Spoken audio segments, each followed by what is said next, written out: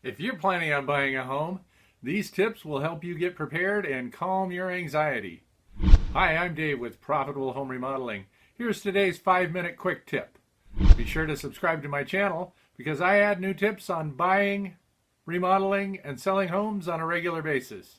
Just one quick tip can save you thousands of dollars. So let's get started. The home buying process can be frustrating, time-consuming, and cause lots of anxiety. If you follow these tips, you can make the process go smoother and save time and money. Tip number 1, money matters. Buying a home is a fantastic way to build wealth for your family and community, and I'll talk more about that later.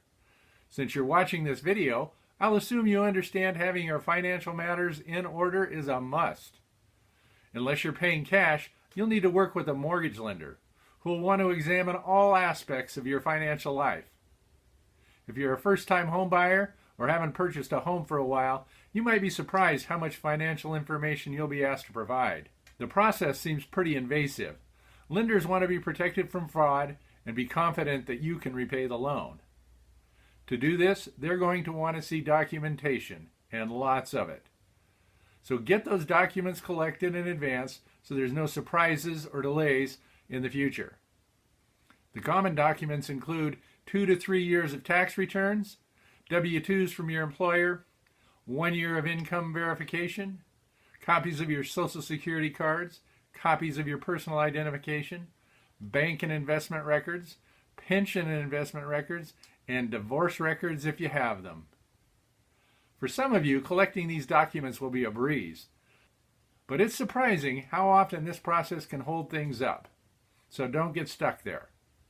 Number 2, determine your budget.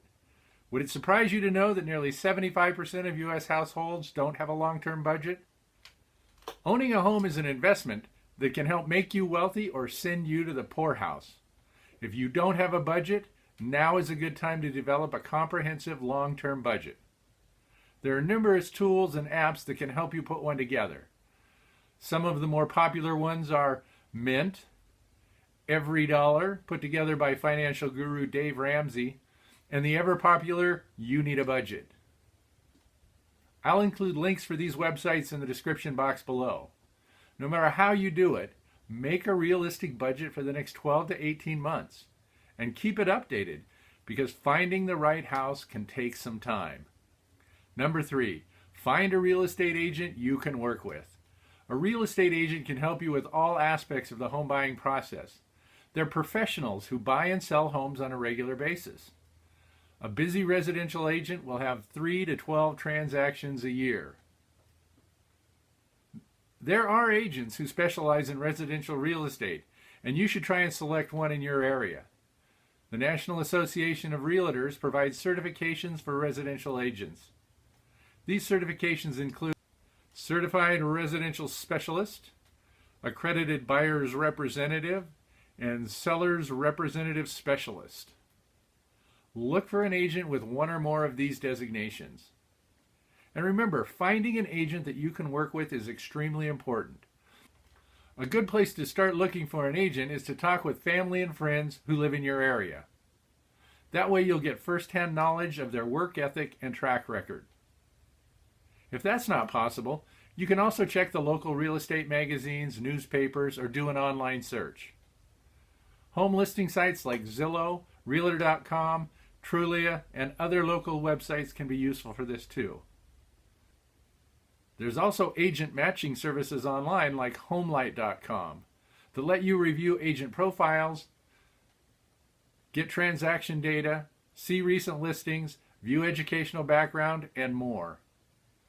You'll want to set up an appointment or interview with each of these prospective agents to see if your personalities are a match. You also want to determine if they'll be able to provide the type of service that you need. They should have recent testimonials, be able to speak to you about their track record, their recent transactions, and whether or not they know the neighborhood you're planning to shop in.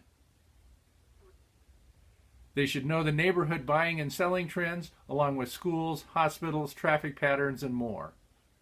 Having first-hand knowledge of the neighborhood will be an advantage when you're locating the right house and making the best offer. If an agent is unwilling to meet with you and answer a few questions, then they may not be a good fit for you. Don't settle for a family friend or neighbor just because you know them. You need to have someone in your corner who will be there professionally every step of the way. Finding the right buyer agent is worth the time and effort you put into the process, so start the process early. Number 4, get pre-qualified from a mortgage lender you plan on working with. Your real estate agent can help you with this process, and you'll probably want to shop around with your existing bank or financial institution. Remember, your lender does not have to offer you a mortgage on a specific property even though you're pre-qualified. Again, building a relationship and asking lots of questions about the process is very important. Number 5, only shop for homes in your budget. The thought of buying a home is exciting. There's lots of things to consider. Just remember, you don't want to buy a home that's going to make you house poor. House poor is a situation where a homeowner's mortgage, insurance, taxes, and other home expenses are the largest part of their monthly budget.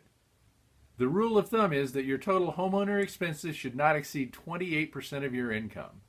Financial guru Dave Ramsey takes this a bit further and suggests that this number should not exceed 25% of your total household income.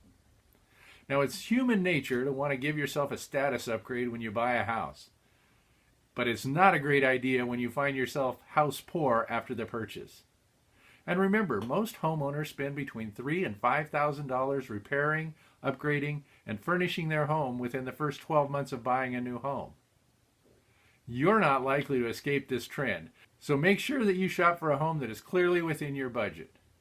Number 6, plan for the closing costs. When you buy a home with the help of a real estate agent, the agent commission is paid by their seller. That's part of the negotiations between the homeowner and the listing agent. But there are absolutely closing costs associated with your home purchase that you will be responsible to pay.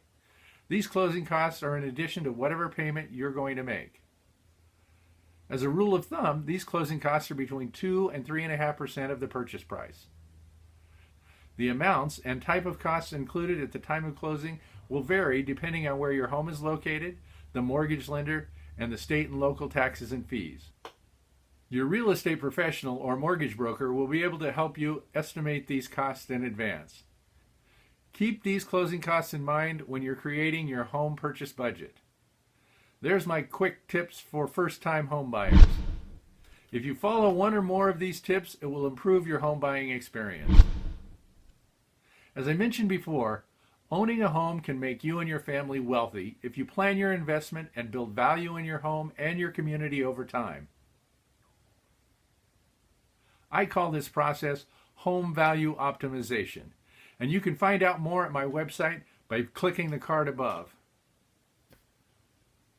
Thanks for watching. If you like this video, subscribe to my channel because I add tips on how to build value in your home on a regular basis. Also, please like this video so other homeowners can find me on YouTube. Thanks so much for watching and hope you have a great home buying experience.